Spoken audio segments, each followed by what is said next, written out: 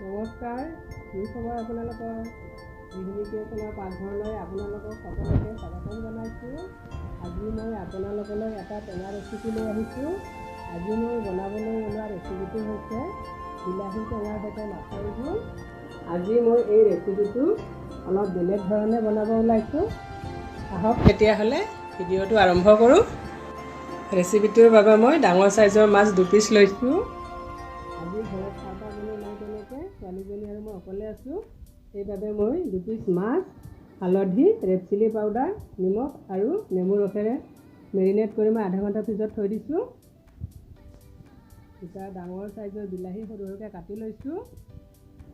এটা মিডিয়াম চাইজৰ পিঁয়াজ মই সৰু সৰুকৈ কাটি লৈছোঁ। আদা, নহৰু আৰু কেঁচা জলকীয়াৰ পেষ্ট এটা মই বনাই লৈছোঁ। আৰু মছলাৰ ভিতৰত মই লৈছোঁ হালধি গুড়ি, জিৰা গুড়ি, গোটা ধনিয়া গুড়ি, গোটা জিৰা আৰু নিমখ লৈছোঁ। এতিয়া বলক তেতিয়াহ'লে পাকঘৰলৈ যাওঁ। এয়া মই কেৰাহীত তেল দি দিছোঁ। তেল গৰম হ'লেই এতিয়া মই মাছখিনি ইয়াত বহাই দিম।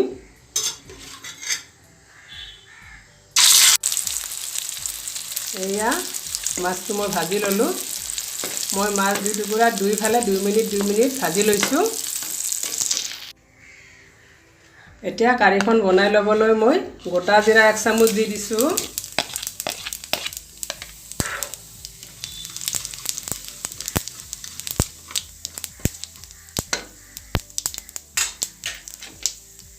তাৰপিছত মই আদা নহৰুৰ পেষ্ট দি দিছোঁ।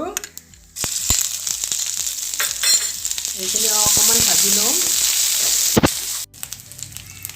এতিয়া মই পিঁয়াজখিনিও দি দিছোঁ। এতিয়া পিঁয়াজখিনি ৰঙচুৱা হোৱালৈকে মই অকণমান ভাজি ল'ম। এয়া পিঁয়াজখিনি ব্ৰাউন হৈ গ'ল। এতিয়া ইয়াত মই বিলাহীখিনি এড কৰি দিম।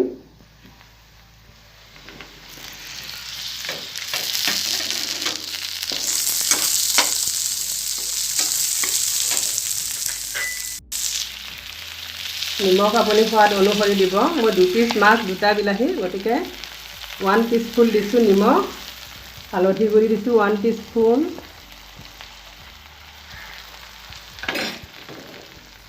এতিয়া এইখিনি মই গোটেইখিনি ভাজি ল'ম যেতিয়ালৈকে বিলাহীখিনি গলি নাযায়। এয়া বিলাহীখিনি ধুনীয়াকৈ সিজি গৈছে। এতিয়া ইয়াত মই ধনিয়া গুড়ি পাউডাৰখিনি দি দিছোঁ। জিৰা গুড়ি পাউডাৰখিনিও দি দিছোঁ।